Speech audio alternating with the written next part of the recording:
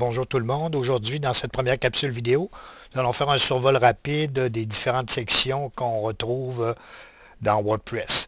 Donc, vous avez créé votre blog qui deviendra votre portfolio. Donc, on retrouve normalement dans les thèmes WordPress une section de titres et sous-titres qu'on retrouve ici, Portfolio de Bernard, donc avec ce qui est appelé le slogan qui servira de sous-titre. Vous avez des sections ici où on peut intégrer des pages, donc différentes pages qui correspondent notamment à ce que vous aurez à faire dans votre cours, donc autobiographie, résumé de vos conférences, vos stages d'observation, etc. Dans certains thèmes, il y a possibilité d'intégrer une image dans la tête qu'on retrouve ici.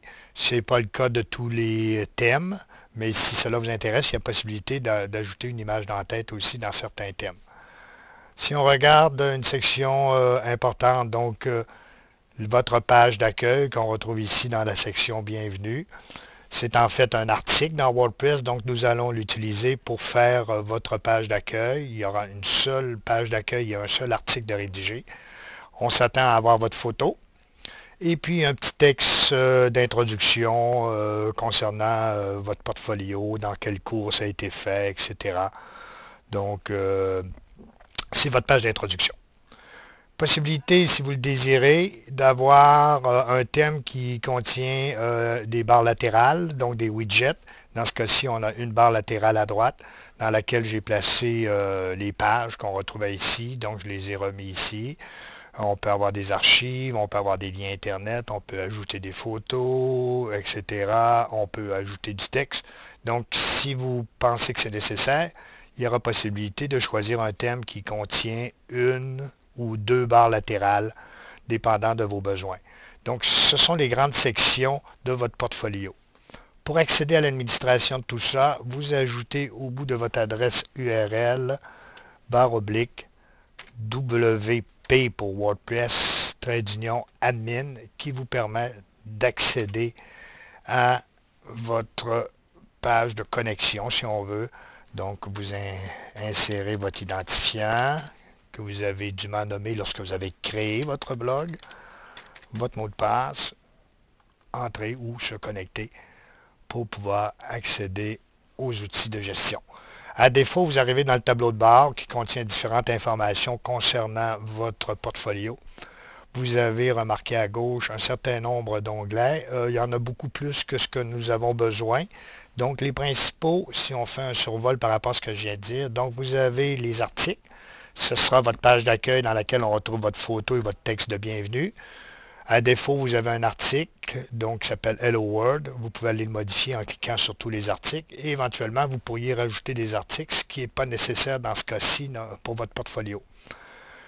Une autre section importante, c'est la section des pages. Donc ici, vous allez pouvoir insérer différentes pages. Vous allez pouvoir ajouter des pages et éditer, c'est la défaut, pour pouvoir intégrer vos travaux, stages d'observation, conférenciers, etc. Au niveau de l'apparence, donc l'onglet apparence, nous allons en avoir besoin, notamment si vous voulez éditer ou travailler sur des widgets, donc une barre latérale à droite, à gauche, ou deux barres latérales, ou pas du tout. Donc si vous n'en avez pas du tout, vous n'aurez pas besoin nécessairement d'aller dans cette section-là.